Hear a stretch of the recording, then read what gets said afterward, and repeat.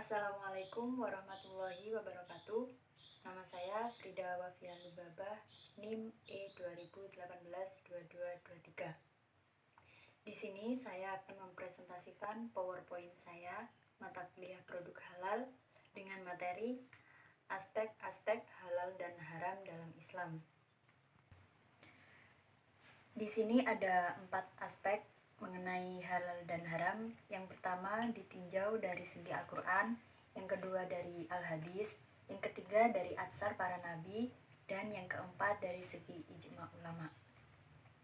Yang pertama, dari aspek segi Al-Quran, ditinjau dari segi Al-Quran, hukum halal dan haram bersifat mutlak yang harus dipatuhi oleh seorang muslim. Hal ini berdasarkan di dalam Al-Quran yang merupakan kitab suci yang diturunkan kepada Nabi Muhammad SAW kepada umatnya. Dari aspek segi Al-Quran ini, mengenai halal dan haram sudah terdapat di dalam surat Al-Isra ayat 32. Selanjutnya, aspek dari segi Al-Hadis. Hadis tentang halal dan haram adalah hadis dalam kategori sahih, yang berarti hadis tersebut sah dan benar-benar dari Nabi Muhammad SAW, sama seperti Al-Quran. Namun, Al-Hadis tentang halal dan haram merupakan dalil yang mutlak. Hanya saja, hadis memperjelas dan lebih memperinci dalil yang terdapat di dalam Al-Quran. Terdapat di dalam hadis riwayat Muslim juz 3 halaman 1302. Hadis ini berbunyi, An Abdillahi qala Rasulullah sallallahu alaihi wasallam, la yahillu damu mri'in muslimin yashhadu an la ilaha illallah wa anni rasulullah illa bihda thalathin, as-sayyibuz zani wan nafsu bin nafsi wat tariku lidinihil mufariku lil jama'ati. Muslim. Dari Abdullah bin Mas'ud, ia berkata, Rasulullah Shallallahu alaihi wasallam bersabda, tidak halal darah orang muslim yang bersaksi bahwa tiada Tuhan selain Allah dan bersaksi bahwa aku utusan Allah, kecuali dengan salah satu dari 3 sebab. Yang pertama, orang yang sudah menikah melakukan zina. Yang kedua, karena membunuh orang. Ketiga, orang yang murtad meninggalkan agamanya, memisahkan dari jamaah kaum muslimin. Itu tadi contoh dari aspek segi al-hadis. Poin yang ketiga, aspek dari segi atsar para sahabat Nabi.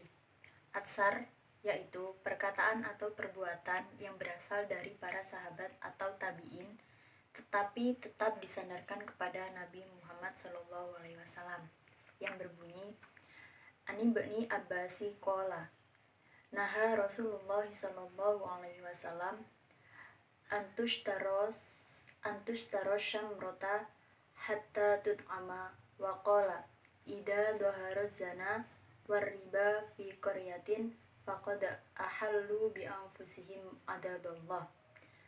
Yang artinya, dari Ibnu Abbas, ia berkata, Rasulullah Shallallahu alaihi wasallam melarang menjual buah sehingga bisa dimakan, dan beliau bersabda, apabila zina dan riba sudah merajalela di suatu negeri, berarti mereka telah menghalalkan jatuhnya siksa Allah pada diri mereka sendiri.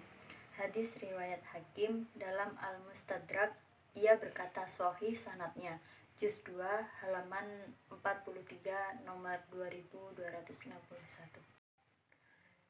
Yang keempat, aspek dari segi ijma ulama.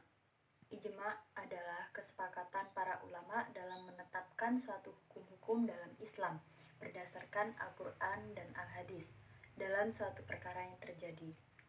Ijma ulama lebih berfokus kepada sesuatu yang dihukumi halal dan haram pada zaman sekarang, karena sesuatu tersebut tidak secara langsung disebutkan atau ditemukan di dalam Al-Quran dan Al-Hadis. Contohnya, haramnya pernikahan antara wanita muslimah dengan laki-laki non-muslim.